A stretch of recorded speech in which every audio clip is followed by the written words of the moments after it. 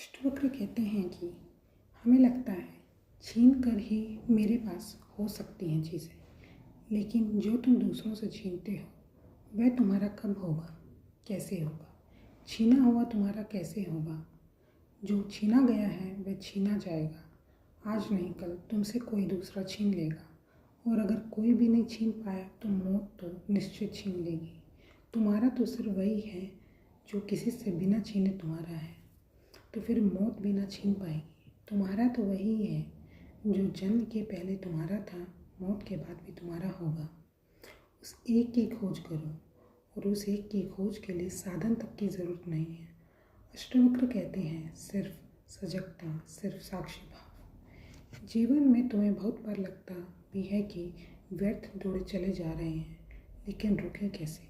ऐसा नहीं है कि तुम्हें नहीं लगता कि ये व्यर्थ दौड़ धूप है, तुम्हें भी लगता है, लेकिन रुके कैसे। फिर दौड़ धूप का अभ्यास प्राचीन है, रुकना भूल ही गए हैं। पैरों की आदत दौड़ने की हो गई है, मन की आदत दौड़ने की हो गई है। अभ्यास ऐसा हो गया है कि बैठ नहीं सकते, बैठने का अभ्यास खो गया है। आ गई। और फिर लोग सोचते हैं कि ऐसे बैठ गए तो हार जाएंगे, बैठ गए तो लोग समझेंगे हार गए, बैठ गए तो लोग समझेंगे अरे पलायनवादी भगोड़े।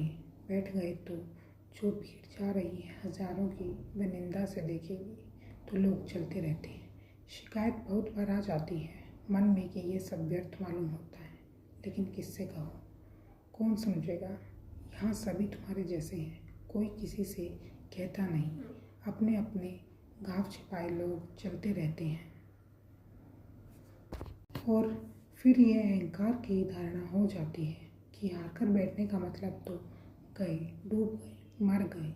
चलते रहो, कुछ ना कुछ करते रहो, कुछ ना कुछ पाने की चेष्टा में लगे रहो, नहीं तो खो जाओगे। और मिलता उन्हें है जो बैठ जाते हैं, मिलता उन्हें है जो रुक जाते हैं। परमात्मा भागने से नहीं मिलता, रुकने से मिलता है। इसलिए अष्टवक्र कहते हैं परम विश्रांति में मिलता है। कभी थोड़ा बैठो, कभी घड़ी भर खोज कर सिर्फ बैठो, कुछ मत करो। छीन फकीरों में एक प्रक्रिया है, छाछीन। छाछीन का मतलब होता है बस बैठो और कुछ मत करो। बड़ी गहरी ध्यान की प्रक्रिया है।